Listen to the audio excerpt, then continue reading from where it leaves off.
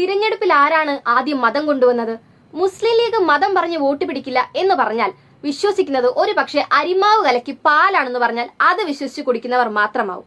ഇവിടെ ലീഗുകാർ ചെയ്യുന്ന കാര്യത്തിന്റെ സ്ക്രീൻഷോട്ട് ആരോ പോസ്റ്റ് ചെയ്തു, അത് പ്രചരിച്ചു, അത്രയുള്ളൂ.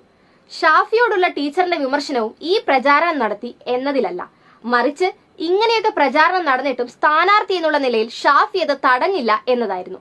അതുകൊണ്ട് തന്നെ സ്ഥാനാർത്ഥിക്ക് അറിവുണ്ട് എന്ന ആരോപണത്തിൽ കഴമ്പില്ലാതില്ല. ടീച്ചറുടെ ഒരു ഇന്റർവ്യൂ വീഡിയോ കട്ട് ചെയ്ത് എഡിറ്റ് ചെയ്ത് വ്യാജ പ്രചരണം നടത്തിയത് ഈ ലീഗാണ്, കോൺഗ്രസ് ആണ്.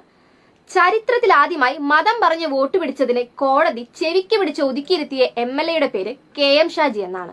നിസ്കാരപ്പായയിലിട്ട് മുസ്ലിം സ്ത്രീയെ ബലാത്സംഗം ചെയ്തു എന്ന നുണ പ്രചരിപ്പിച്ച് വോട്ട് പിടിച്ച പാർട്ടിയുടെ പേര് ലീഗാണ്.